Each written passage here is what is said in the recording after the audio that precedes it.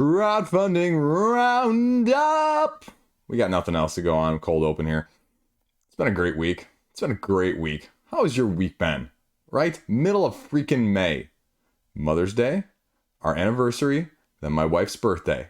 All in a row within a 2-week span. Boom. That's all I got. Cold open. Let's go. Games. That's why you're here. Let's do it. Tell me if you've seen this one before, right? Wonders of the First CCG. I was like, what? How did it lose a bunch of money? No. It's a relaunch. It's a relaunch, folks. CCG, 7 Realms, sort of your Battle Line-esque vibe that I covered, I don't know, like 2 weeks ago, because they canceled at $1.5 million. I had to pull this one up and go, WTF? And it's a little weird because they talk about it here on the update. We've been forced to remove the current Wonders project from Kickstarter. We disagree with the decision, and it's going to turn off. Okay.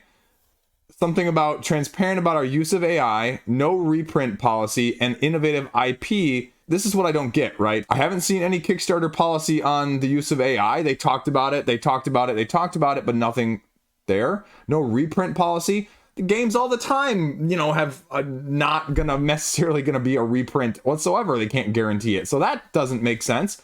Innovative IP model, again, doesn't make sense. And says then, obviously, the project revisions not be approved. And are things dramatically different? I don't know. Like, let's just pull this up here. Let's just go pledge by pledge because I'm kind of curious now that I pull this up. $1, so 55, 95, and then 195 and 495. So, okay. I mean, that makes sense. 55, 95, 195, 495. So pretty much 485 there. 485, they reduced that by... No, I was just wrong. I just read it wrong. So at the time of me filming this, 2 updates after they funded. So again, I'm just kind of wish there was more transparency here. I decided to dig a little bit deeper into this because again, I just, cover so many of these, and Tabletop Gaming News Online, the website, talked about it previously. They're linked over on the Board Game Geek forums to their article talking about, apparently, they said sketchiness of this, and it stems from them putting out NFTs as part of a reward price structure. And also some concern that the main designer is heavily into NFTs previously and was quoted in a previous article saying something along the lines of TCGs can, sort of puff up NFT prices or something along those lines, right? And so this whole article right here, if we can get rid of the spam pop-ups from this website, but deep dive into their previously canceled article, right? The creator, as it says here, a lot of these appear to be AI generated in terms of some of the artists, along with the significant use of AI art in the first place. Again, several of the people in the team were listed only as first name, making it difficult to actually confirm, and they were not able to confirm if they're real humans or just AI generated images. Some of the people worked for Biopack, at least the named ones. But yeah, the Blackpack's company is known for a reputation in the NFT space, not exactly fully positive either, apparently. But here's that quote, right? Argues that using the TCG format as a way of inflating the value of NFTs and the cards themselves. And then they apparently responded on Twitter. You can read that right there. And again, says it's benefiting, significantly for NFT purposes. I don't have a clue, folks. But they dug into this, they quoted and they looked at things. Apparently on their Discord server, they're having giveaways for people that are, commenting positively on the Kickstarter comment section. People that are, commenting something along the lines that they've paid or played the game, but then they're getting gifted for it. So they pull up here some of the comments that are being quoted. I would like to ask those of you that have played to visit the Kickstarter or watched a lot of gameplay, right? So you're not even necessarily getting the people that have played. Gosh, this website's horrible for pop-ups. Holy crap. You got to make some money, but freaking get rid of all these pop-ups at the same time. Restructuring. Again, I talked about this one. This was the one where, you're paying, I don't know, I think almost 10 grand to get, one copy of one tier of a card. And, right? Pledge levels, whatever. We see those whales. We see speculative market. AI. There you go. I guess they had 48 hours to remove themselves. So that clarifies there. And they required character proof inserts, 50 unique cards redeemable for an NFT. And that maybe is where the Kickstarter removal kind of, there we go. The NFTs it offers a reward in violation of a rule that prohibits projects from offering these sort of services. And we alerted them, giving them a 48-hour window. So, right. Whew. Clearly got some issues there as a whole. But, I mean, if you want to speculate, go right ahead. It's got $800,000 now, which doesn't sound like a bad thing again. But when you've got almost half of what it had previously, with about a little over half the numbers of people doing it, did people have concerns from those issues? Are people dropping it or not considering it because of that? That's a serious concern. In truth be told, transparency on the board here, right? They actually reached out to me like a week ago. They emailed me after I did the crowdfunding roundup, and they actually said, hey, do you just want to do a video for our game? Here's some print and play. I think it's most of the print and play that's on the page. And I was like, hey man, not doing print and play. Like, one, can't do print and play, time and effort. And two, that's a whole hell of a lot of work for exposure. You know, like there's stuff I can do and there's stuff I can't do. And I said, hey, if you want to send me a final product, post-production, I'll take a look at it. But haven't heard back from them. Probably not going to hear back. But either way, take that all into consideration. Buyer beware, you know, anytime on crowdfunding. But this one, maybe a little bit more so if you're looking at it. I mean, I'm not going to tell you there's a fire, but there's definitely smoke enough to make you go, let me think about it. Next up, Rove, $200,000. And again, transparency, right? They actually reached out to me. I was in talks with Wes Todd like a month prior to the campaign, and I just said, hey man, I am super swamped. I would love to maybe take a look at it later, but I just can't do it right now because another sort of 30 plus page rule book, encounter based crawl, if you will. Cooperative campaign, it's doing great, fantastic actually. And again, I give them kudos. You know, you hear me critique crowdfunding pages all the time. Why should I get this one that's different than everything else, right? And they put it right at the beginning. Cooperative, 1 to 4, equip, new skills, new journeys, new unlocks, scenario-based system, 50 scenarios. Again, people, 50 scenarios is a whole freaking metric ton. It is 6 times as many as you will ever play. Probably 10, even if we're talking truthfully here. I don't know about the rest of it though. You know, there's a bunch of other people that are more important in the hobby than me that are playing this and telling you about it. So go check them out. I mean, you have Isaac Childress here with a quote, Board Game Co's on here on the quote, Room and Board's on here with a quote. The consequences and choices system is what they're doing, where you're choosing a threat to set aside and there's going to be something else that's going to be dangerous as a result when you return to it later. You're getting half of the outcomes that are going to be available to you. You have Rally, Rave, and React cards, your ability type of cards in each of the 3 ways that you are going to be gathering your power and unleashing it with ability cards that are potentially double-sided, that are going to get flipped or have the ability to flip others around them, that are going to change the dynamic of not only the abilities or potentially the environment as a whole. They're going for the ringed binder setup here and evolving classes that you upgrade along with their abilities as you go along. So again, right? Told you, quotes. Big price point here though, obviously. We're talking about a dungeon crawl-esque cooperative campaign game. And so you've got $100 price point there, $160 if you want to get the expansion to go with that. And if you want a Portal app, as well as some deluxeifications, you can pay almost $100 more than that. So additional copy, blah, blah, blah. I'll emote it if you want. And then it runs you through the components. Stretch goals, if we stretch down to here, again, a few things that are going to hit unlocks here, mostly just deluxeifications right now, quality of life issues. The rule book here as well, and if we pull that up really quickly, you can see this is one of those set ability cards right here that is going to be upgradable. There's a lot of iconography on this, right? This is not necessarily as intuitive as you may think off the top of your head, but that gives you a sample of kind of what you're doing with just even a basic skill right there, upgraded to a more advanced one as well. And it runs you through basically your different actions that you're taking on a turn-by-turn basis and the use of the 2 different types of dice, as well as all of the different actions that are going to be available to you, including forced actions along the lines of creations, trades, and generating ether, but then reviving and ignoring defense, healing, all of these other ways of interacting, and the spaces that you're targeting and how it targets. And so again, it has a lot of these things that you would expect with it, where it's going to be a little bit more complicated. You're pushing, you're pulling, you're falling, you're flying, you're teleporting, your line of sight issues, all of those things. So it's a little bit of more of a, you know, strategic aspect of things. And if you really want to get the sense of flow, you know, again, I think you're going to have to watch one of these videos. The rulebook isn't going to tell you the flow with this one. It's going to be very tactically based. It's going to be very, this is this, this is this, this is this. So go watch, you know, gaming rules right here. Go watch that and get a good sense of it. So again, see, I told you all the more important people are doing it, and you can check their videos out and have an awesome time. And it'll tell you exactly what you need to know. And you don't need to listen to me talk about it any further. Shipping is going to be whatever it's going to be. And Addicts Games, this is their first one, but I mean, seems solid, seems to be doing something slightly different. So go check out the video if you want to know more. Now let's go Crokinole. Do you have a Crokinole board? I have a Crokinole board sitting right there. My kids love Crokinole, but my wife bought me one with like a Lazy Susan. So like, we don't use it a ton with the kids, but now that they're getting older, we've started using it more. And $99, right? I don't know. I've seen comments all over the place, right? If you just want a Crokinole board, I think this is fine. But there are several, if you go to the Crokinole aficionados, that was a little of a tongue twister right there, that they say there are certain ones online you go for that are just better. That, you know, they are best, right?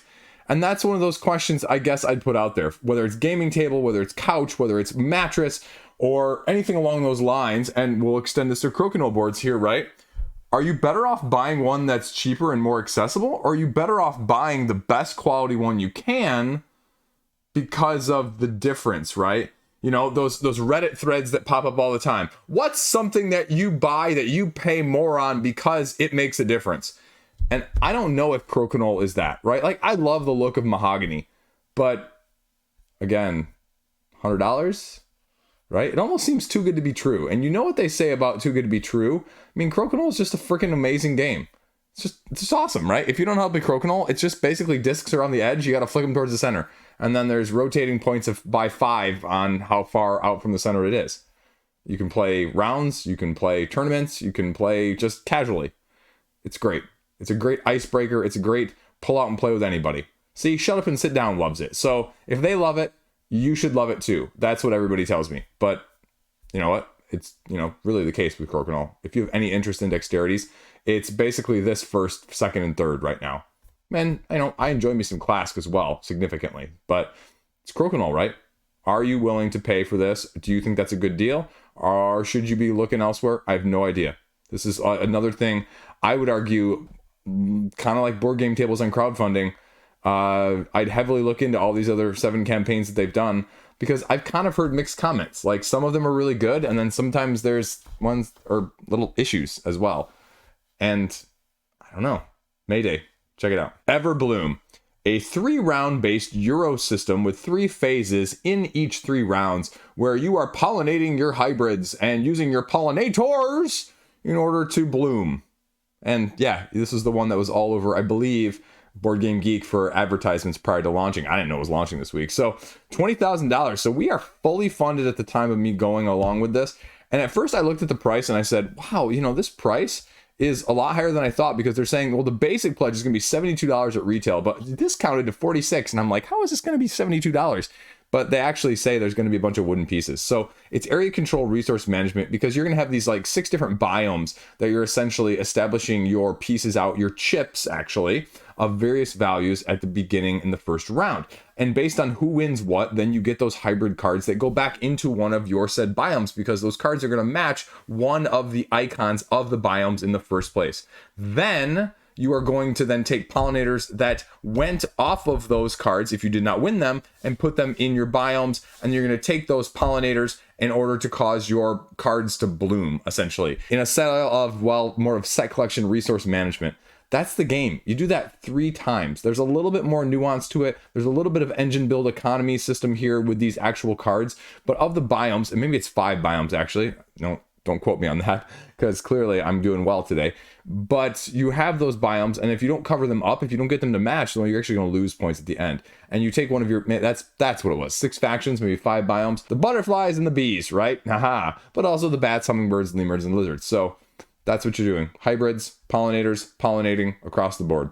You get a little promo pack with this regular pledge level, and for double the price, you can get all the exclusive content as well. So what does that actually look like though? Well, right now, if we go down to the pledge levels a little further here, you can see it comes with a deluxe wooden insert, deluxe chips, and a promo pack. So really, you're paying $40 for deluxe chips and an insert. Do you love this game? Assembly required as well with the insert. Okay. You know, that's a lot of money. That's double the price to get it deluxeified already. Rulebook's right there. Check it out if you want. That's how I knew all that stuff in the first place, because there's not as much stuff on the page in that sense. So apparently we're going to get a solo mode if you want the solo mode to go along with it. It looks like that rulebook's going to be coming out on the 21st, so well after the time of me filming this. And they're not stretching it. You're just getting a premium product from the get-go. That's basically what they're putting out there. And there you go. Now, this is the other one I just don't understand. $80,000. I had to formally look up what a VTuber was. And this is from Japanime Games. And I guess the only thing I'm just not a huge fan of, I guess, is VTuber in general. Because if you're not familiar with a VTuber is someone who has a custom avatar created, like anime style, and they stream with like motion capture stuff to make the avatar look like that's interacting. And spoilers, they make it look like young girls, right?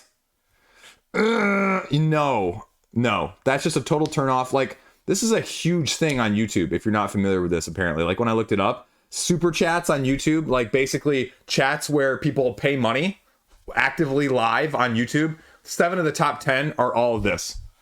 And they say, you know, when I looked it up, you know, like, oh yeah, don't worry, the females are actually all females. Well, are they? You getting catfished a little bit there? You could. How would you know, right? Especially with the AI stuff and the voice simulator stuff now and all of that. But making a game off of it, no thanks. I just not a big fan.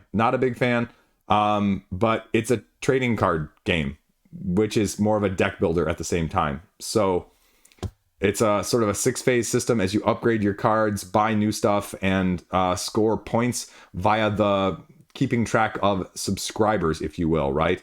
Actions, upgrades, content, draw decks are 40 a piece and 3 cards per. And so, again, sorry, I guess not deck building, deck construction.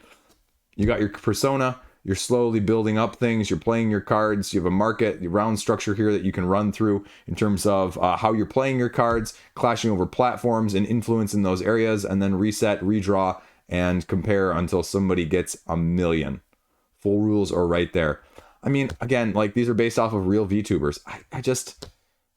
I feel like VTubing in that sense is a little bit predatory in the same way. And maybe I'm going to take some flack on this one too. These very, we'll say, questionable parasocial dynamics, right?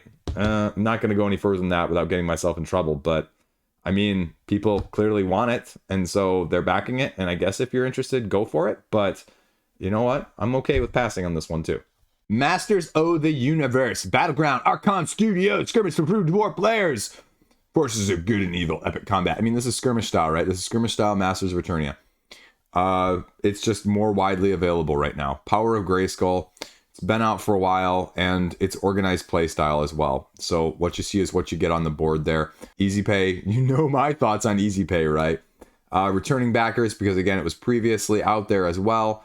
And you're basically taking your individual abilities based on the characters that you're used to seeing with these scenario-based systems and predefined maps, and taking asymmetric gameplay head-to-head until you knock out your opponent. So there you go.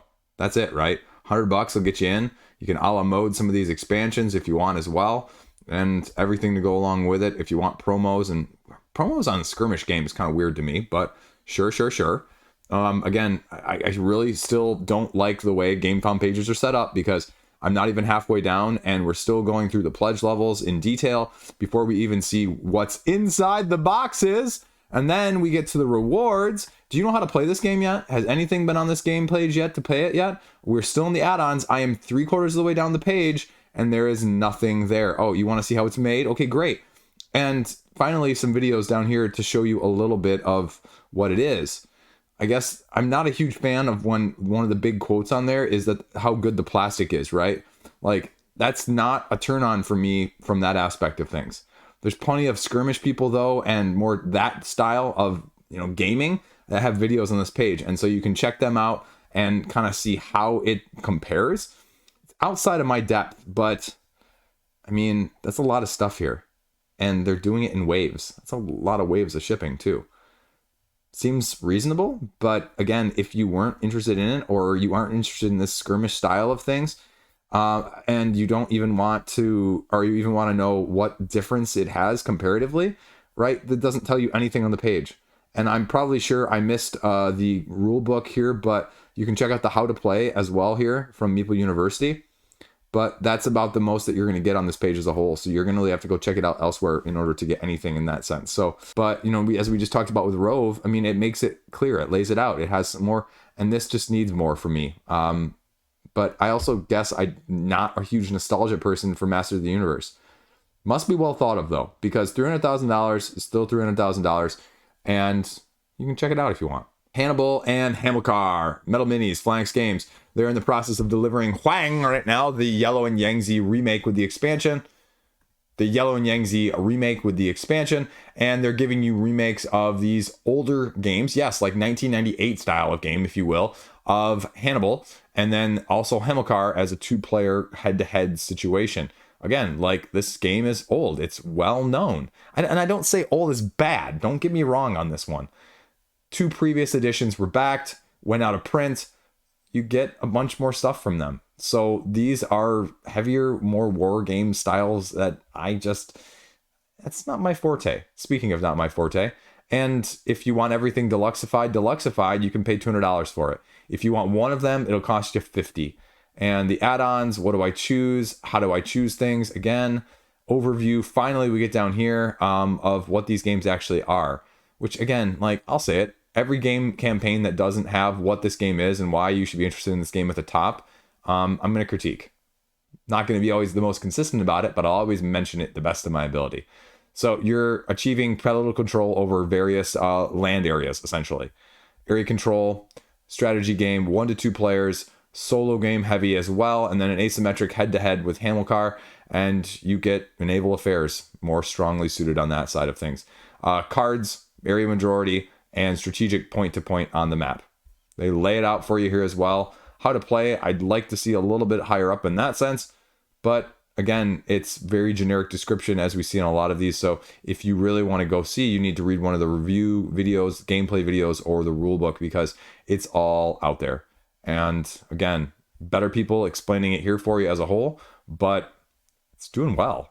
And Huang, the remake that I talked about, is being delivered. So Phalanx is putting stuff out there, and $85,000 for a game you may or may not even heard of, it's freaking good. So if you're really interested, give a look-see. Feudum. Feudum's back. 7th anniversary edition, $200,000. I mean, 4-weight rating on Board Game Geek.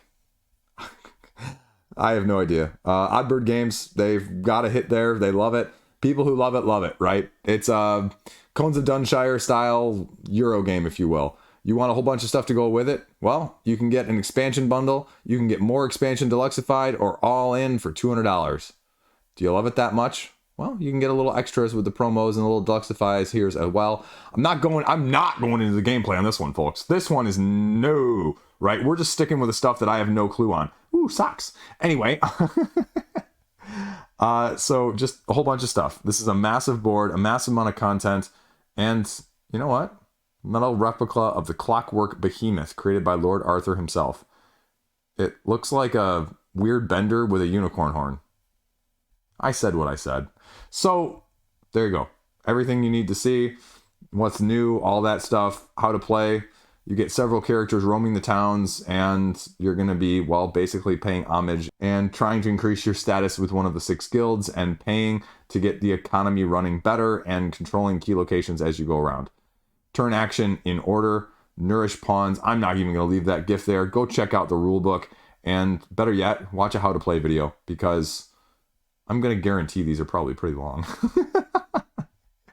So this strikes me as a 2 to 3 hour Euro game. So, and people like it though. I mean, it's going to be one of those where you either really, really like it, or it's just not for you. And that's okay. But it's got a really good backing so far, and people wanted it, and it's back, and, well, it shows. 200,000. World of Kilforth Fantasy Quest. They're offering all of their stuff at a discount. And All or Nothing is putting out all their products here, as I talked about in the news roundup last week. Gloom, Shadows, Call, as well as the 4 numbers times 3, and then Veil Wrath. So everything you want. Everything you want. Now they say insanely discounted. I can't speak to that. I'm not going to pull that up here. And you can a la mode it here if you want.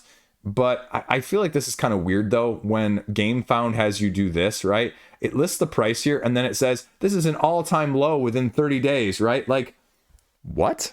It wasn't on 30 days ago. This is the only price it's been in the last 30 days. How can you tell me it's that much lower? That doesn't make any sense to me whatsoever. So someone, again, can explain to me in the comment section. And I think this is pretty close to what the original crowdfundings were in terms of like base game content, right? Around $70.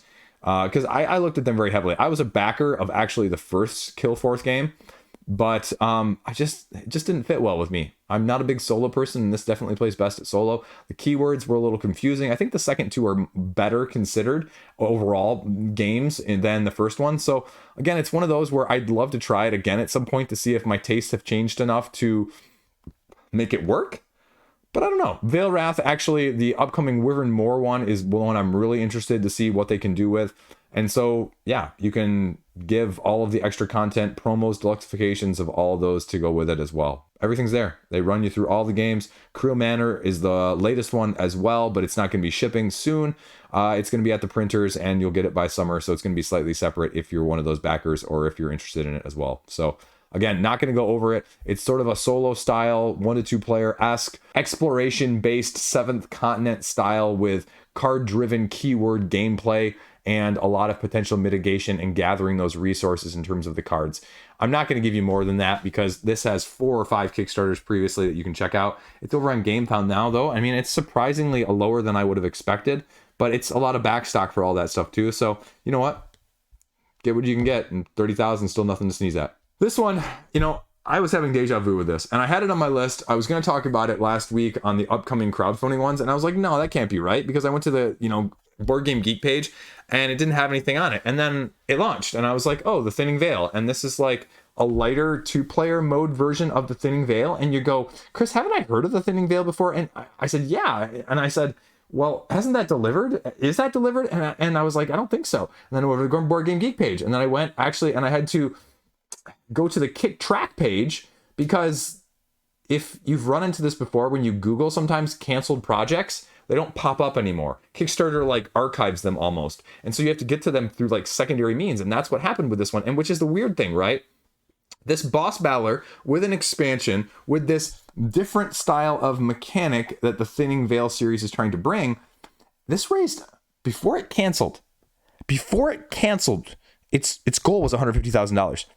It raised $116,000 previously, and it's at $24,000 right now. Again, why?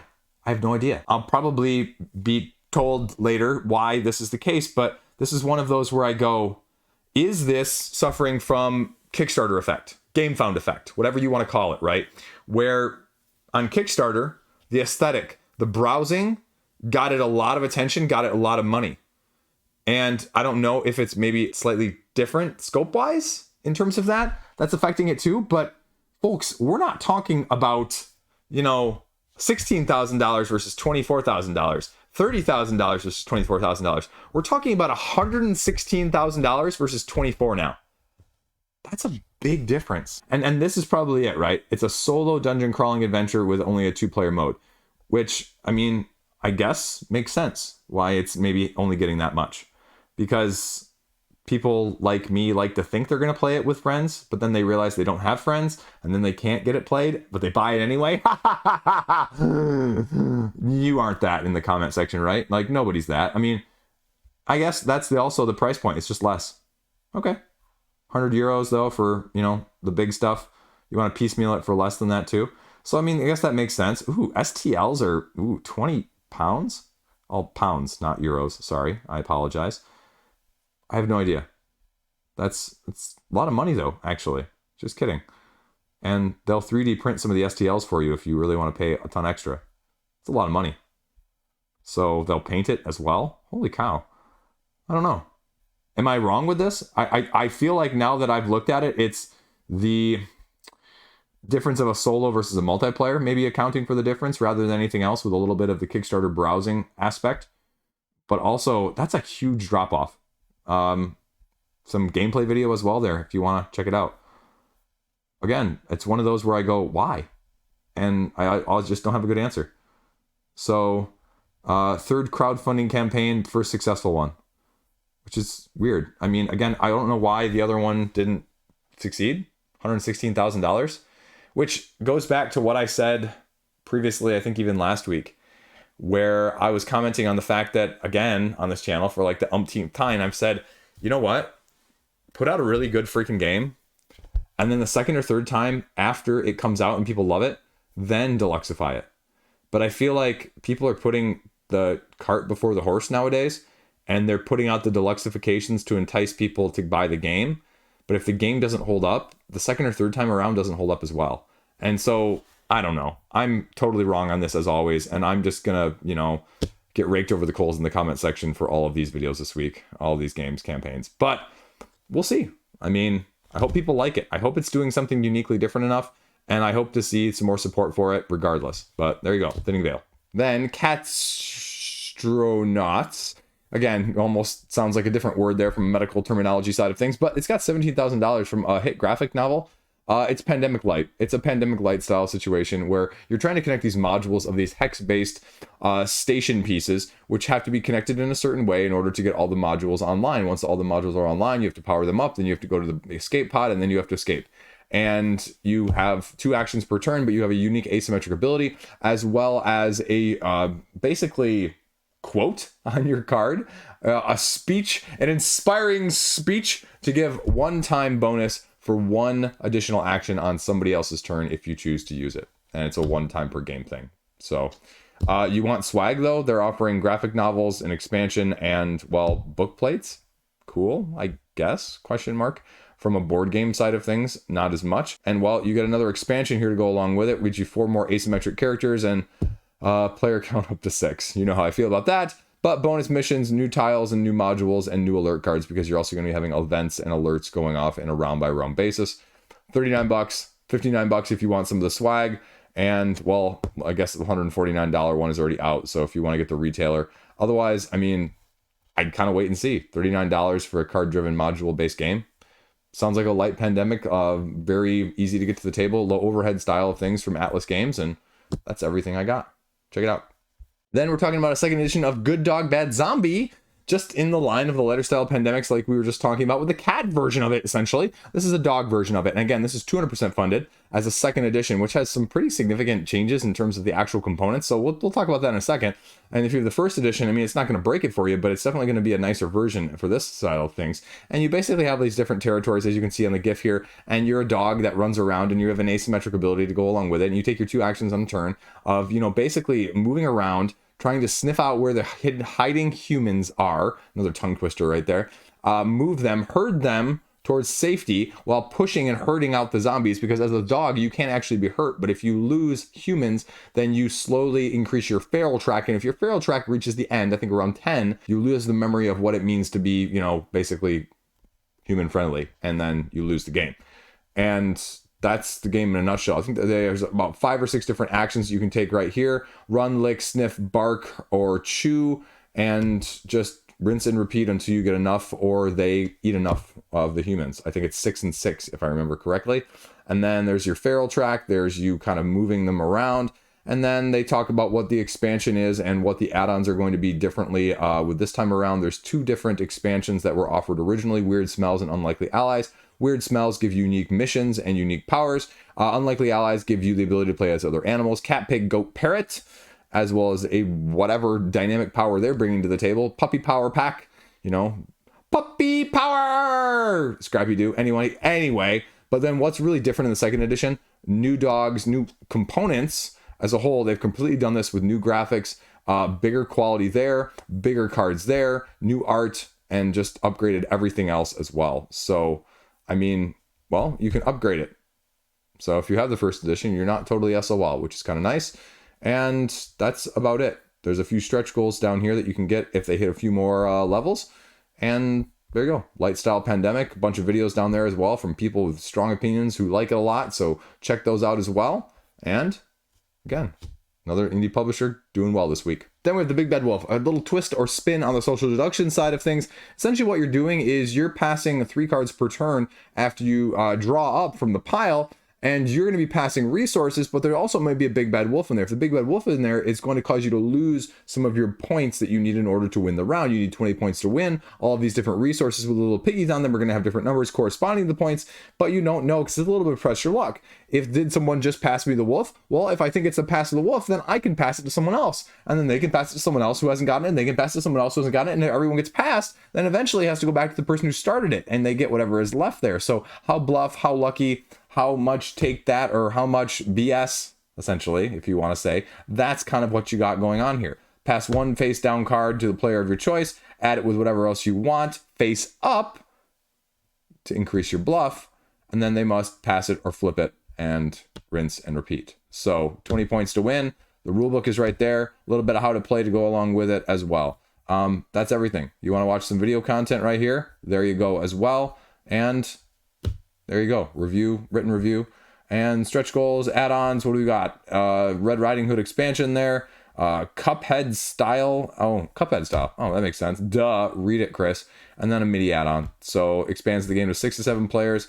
And then I don't know what the Red Riding Hood does, but I mean something else to make it more dynamic.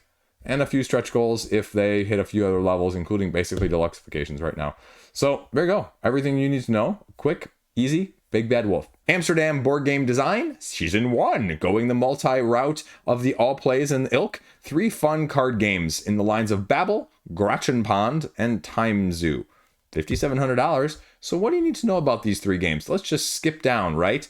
Bable, essentially a play on the Tower of Babel from the story, where you have fellow players, but you can't communicate on your turn. And instead, you just have to give orders to them because you don't understand each other's languages. So the explanation here, let's just go over the rule book, because they kind of break it down here and they kind of give you it, but it also doesn't really make as much sense. But if you go over the rule book here, essentially what you've got is you've got these 4 different towers that you're trying to build and 4 different decks you're going to be drawing from. And everyone has a different command card that gives a different word of those 4 commands that are going to be our options. So you're going to have to say a word, but you don't know which command it's going to actually do, because then as people are drawing and redrawing, the word that activates that particular command that you activated previously may change. And that's where the limited communication is. That's where the revealing comes in. You get to take 2 actions, either drawing a card, revealing, or giving a command. And limited communication, like I said here, the commands: placing a building cards onto the tower by paying the cost, drawing the resource cards and placing them up in your supply, giving 3 cards from yours to someone else, or revealing 2 cards face up to be able to tell people what you got in the first place. And then you go until you can't go. And if you run out of cards, well, you lose. That's the game in a nutshell. Now, Grachtenpand, drafting style Amsterdam canal building street game. This reminds me very much of the one that's a small box. I don't know, I can't remember what its name is. Venice, where you're basically doing the same thing. You're having 3 cards in your hand of various parts of the shop, roof, windows, or bases, essentially. You draw 1 from the pile, build one of the ones in your hand, and then the main difference between this and the other one is that you draft accordingly, because you're going to pass your hand to the next person. And you basically go until someone drafts 4 roofs. And each of these houses and points are scored off of the features that are on the windows and the height compared to the ones around them, balancing all of those things to make your picture perfect canal. Roof cards, shop cards, promo cards are just giving you more variety as a whole. Then we're going over to the last one here, Time Zoo. Time Zoo? Time machine, bringing back prehistoric animals to the present. 2 to 5 players. What do you need to know about it though?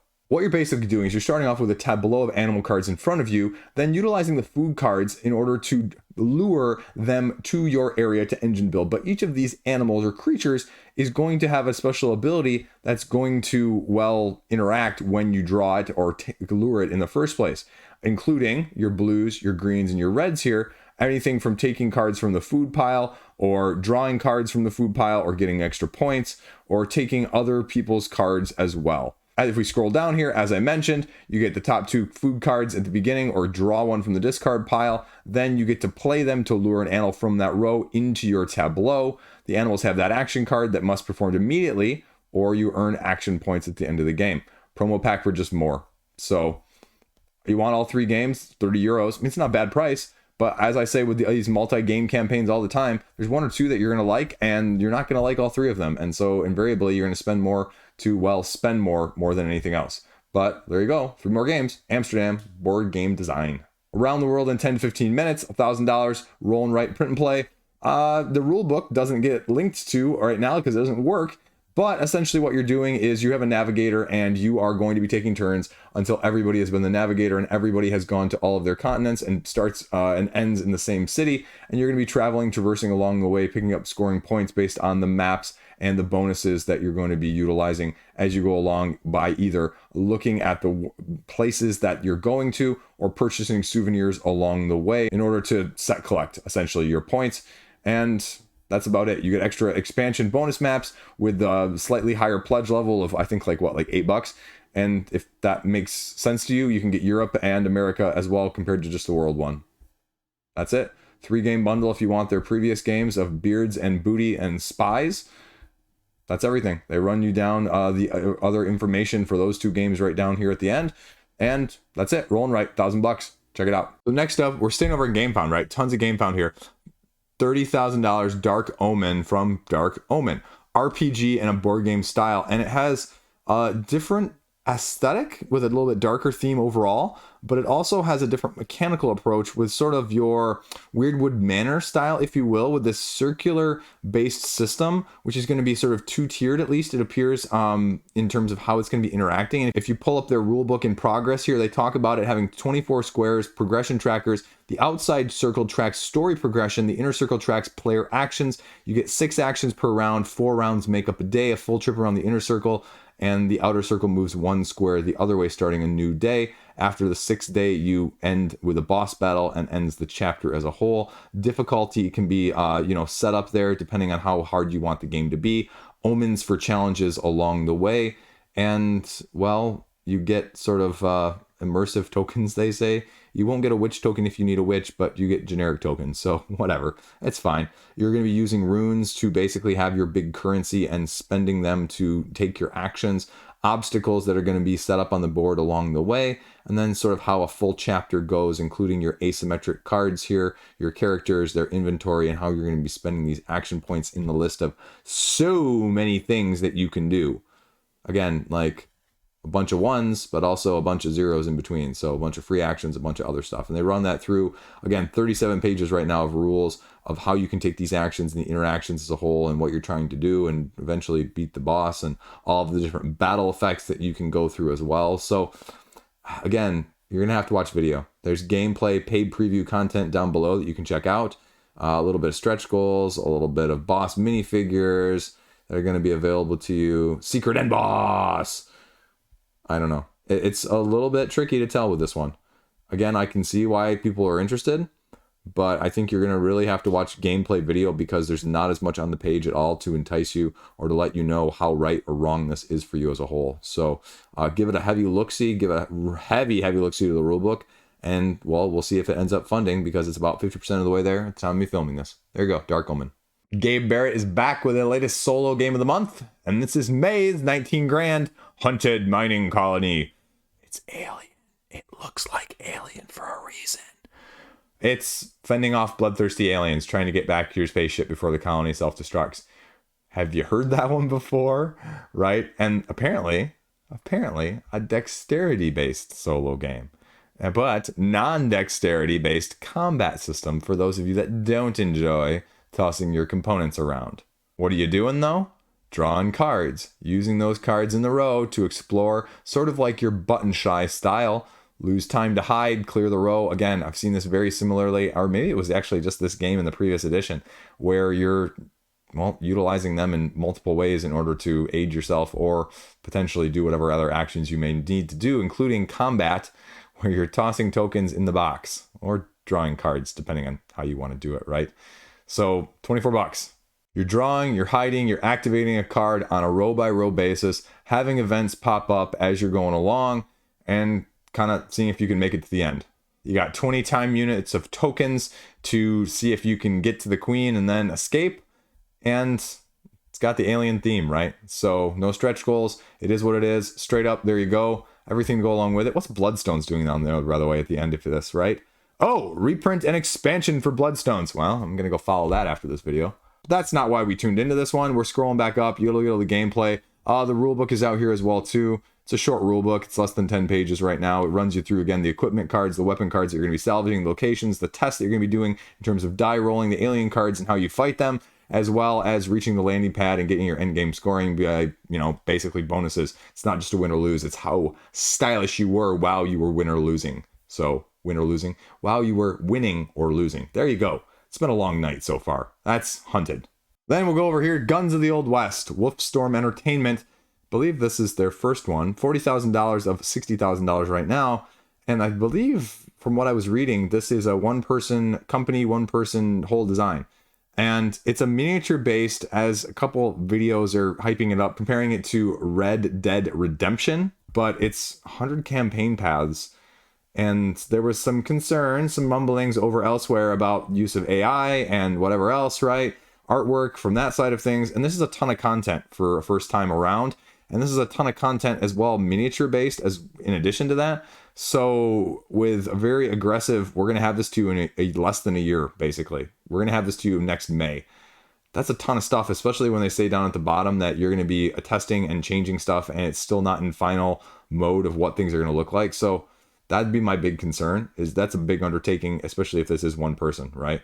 And again, miniatures, okay, we won't talk about miniatures, but get your cards, get your combat, play your missions, traverse, do your scenarios. Everything you need to know is there. There's a couple paid previews as well down here again, like usual, and you can check those out as well. And well, we'll see, right? Safety guarantee right there. Yeah, commitment to excellence. Our seal is our promise. Every game needs to have standard. Okay, I mean, I don't know what that means. That's just, it's not a money back guarantee. So take that for what you will. I have no idea. You're going to have to watch some with this. I have no idea how this one is. The rulebook link is here, though, so you can check that out. But it actually just links you to their web shop, which means you have to add it to your cart, buy it for $0, and then download it. So I'm going to save that for you guys. But you can check out the mission objectives, the board layout, and how this is going to be interacting, as well as the flow of the game here with a little bit of the overview. It's card-based driven system. You're drawing up to 4, playing up to 3 actions on a turn, and then having combat that's going to be dynamic and, well, potentially even having different modes that are going to be available to you, as well as having to reload, thematically incorporated there, and, well, having occurrences happen along the way. So again, I'm leaving it to you guys. Special attributes and asymmetric powers and skills to go along with it, as well as how you win right here. Again, is that text tiny to you? It's tiny to me too. So we'll see. I mean, again, it's 50% plus funded at this point. So does that seem like your kind of thing? Are you willing to take a shot on this one? Haha, sorry. Didn't actually try and do that dad pun there, but there you go. Then we have Hex Effects, spellbinding card game, 15 grand of 12 grand. And it's based off of a side effects video game. And there's a bunch of paid content on here, but there's no rulebook right now. It's a take that game where you're drawing cards, you're having 4 hexes face up in you, and you're going to be playing remedies on top of your hexes, but they cure them, but it also leaves you susceptible to other people playing hexes on you that you're now more vulnerable to as a whole. Then you use disaster cards to trigger punishments and get special abilities with bonus cards. Again, there's a couple how to play preview videos on here as a whole, but there's no actual even how do you win. So if you want the regular game, it's just going to be 20 bucks. If you want to deluxify it, again, it's almost 3 times that price. You can get some expansions to go along with it here for 55 bucks, though. If you want everything, it's going to cost you $100. That's everything that's on the page there. I wish there was a little bit more of how it actually plays, the dynamics, a rulebook. I'd love to see a little bit more non-video content because, again, GIFs are really cool, but they don't often tell me, like, again, like, how do you win? What are these abilities? What is different about them? So I just like to see some more of that on the page. And again, it's got a good following from the video game side of things. So I imagine people are interested. And again, the aesthetic is kind of cool. So take that for what it is. And Kickstarter put their stamp on it as well. So there you go, 15 grand. Check it out. So there you go, commentary along the way. And hopefully not getting myself in too much trouble in the comment section as a whole. But yeah, I just like talking about games. Bunch of new games being announced, being discussed tomorrow in the news roundup. And next week is actually a relatively decent week on crowdfunding. And, you know, I'm in this 3-week span right now of personal lifestyle of things where it's Mother's Day, our anniversary, and my wife's birthday, all within 15 days of each other. Right? It is what it is. We got 2 soccer games this weekend on the same day. One's at 10, one's at 1.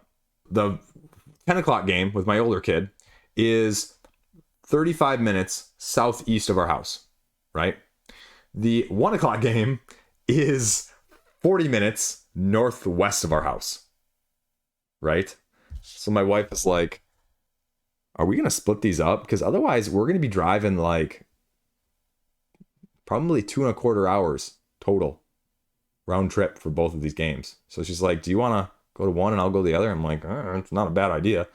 How you decide who goes to where and who goes with who? That, my friends, is the true test of parenting.